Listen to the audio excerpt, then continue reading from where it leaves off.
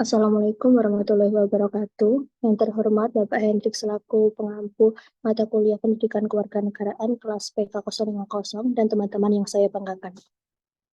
Baik, sebelum memulai sesi diskusi pada sore ini, izinkan saya untuk memperkenalkan diri terlebih dahulu. Saya Anissa Putri Niken Aziza dengan NIM belakang 169 yang bertugas sebagai moderator. Adapun anggota kelompok lainnya, untuk teman-teman dipersilakan untuk memperkenalkan diri. Perkenalkan, saya Aimatul Zulfa dengan yang terakhir 107 sebagai uh, pemateri pada presentasi pada kali ini.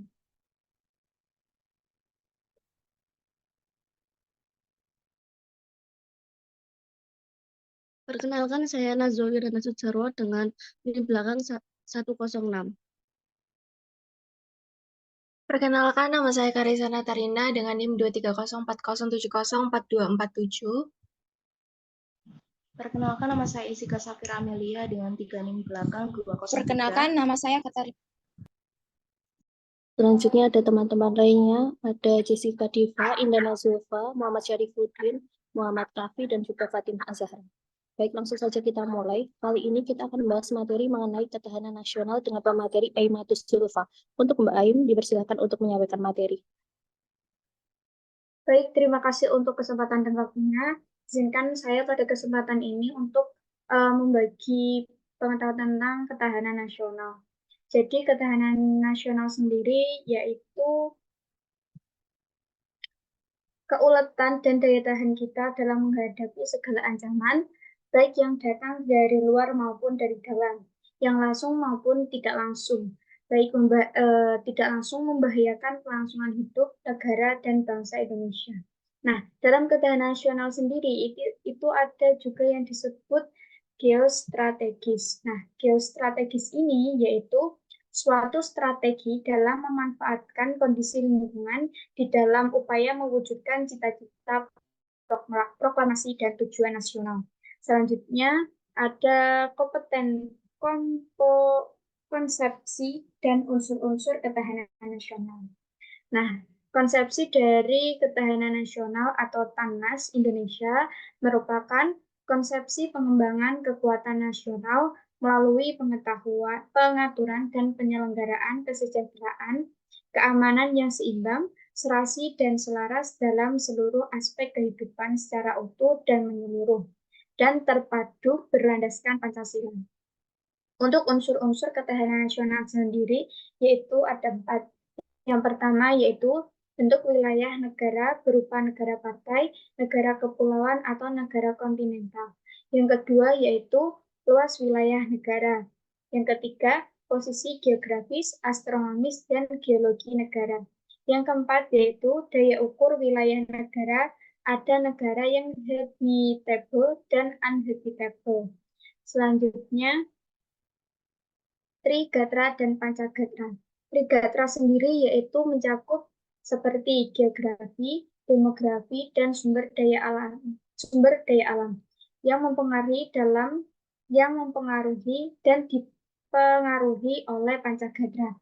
Nah, Pancagatra sendiri itu seperti ideologi, politik, ekonomi, sosial budaya, pertahanan, dan keamanan. Jadi setiap gatra ini saling berkaitan dan saling mempengaruhi untuk mencapai ketahanan nasional negara. Selanjutnya ada contoh-contoh dari ketahanan nasional. Salah satu contohnya yaitu seperti menjaga keamanan lingkungan rumah dengan mengadakan ronda malam.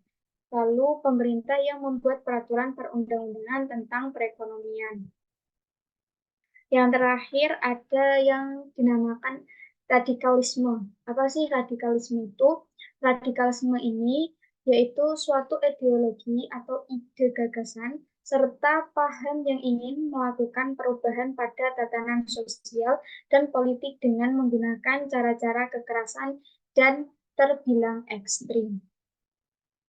Sekian presentasi dari saya. Mungkin ada yang ingin ditanyakan. Saya kembalikan ke moderator.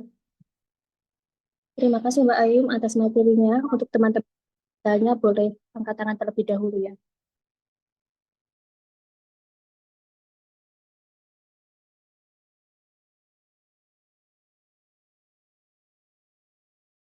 Baik, sudah ada 2 penanya.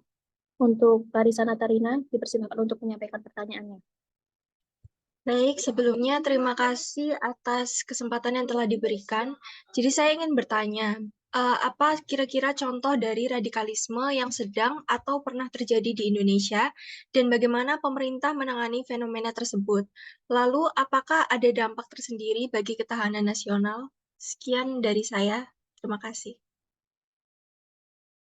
Kita tampung terlebih dahulu.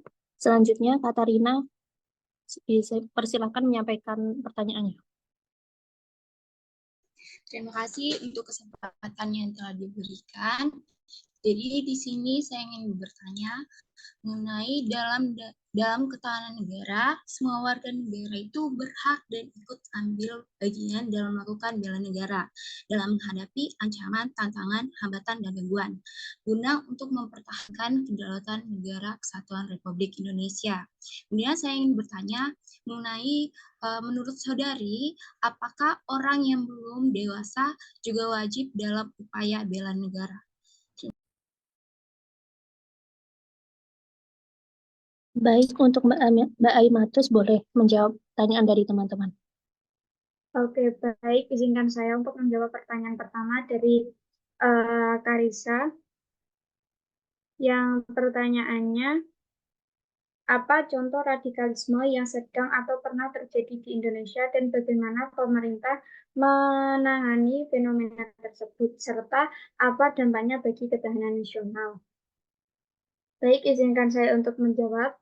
Salah satu contoh radikalisme yang pernah terjadi di Indonesia sendiri yaitu gerakan terorisme yang dilakukan oleh organisasi seperti Jamaah Islamiyah dan Jamaah Ansarud Daulah.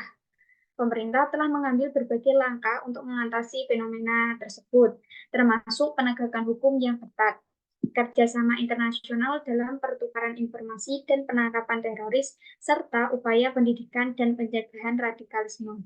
Untuk dampaknya bagi ketahanan nasional dapat sangat signifikan, karena radikalisme dapat mengancam stabilitas politik, keamanan, dan pendamaian dalam negeri.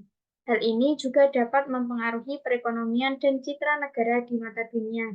Oleh karena itu, penanganan radikalisme menjadi salah satu prioritas bagi pemerintah Indonesia dalam menjaga keamanan dan ketahanan nasional negara Indonesia.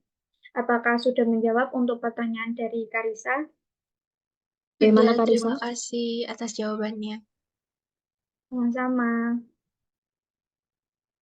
Oke, untuk pertanyaan yang kedua dari Katarina, pertanyaannya yaitu, dalam ketahanan negara, semua warga negara berhak dan ikut andil dalam melakukan bela negara, dalam menghadapi ancaman, tantangan, hambatan, dan gangguan guna mempertahankan kedaulatan NKRI.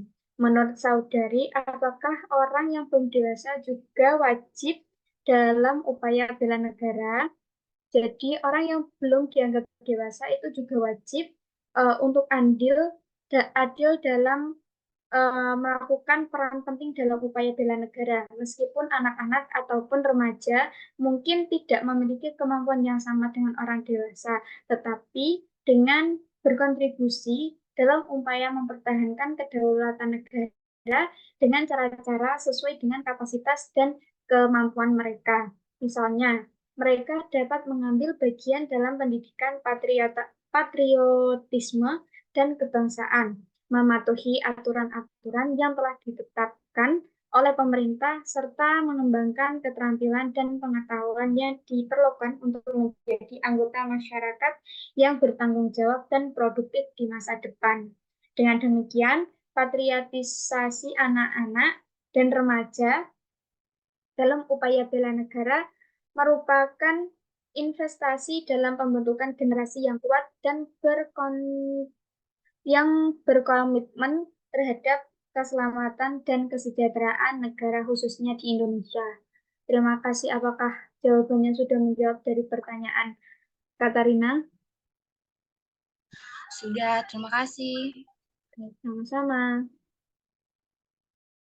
Baik, rangkaian diskusi telah selesai. Terima kasih kepada pemateri dan teman-teman yang sudah hadir dan berpartisipasi. Semoga materi kali ini dapat bermanfaat untuk kita semua. Wassalamualaikum warahmatullahi wabarakatuh. Waalaikumsalam warahmatullahi wabarakatuh.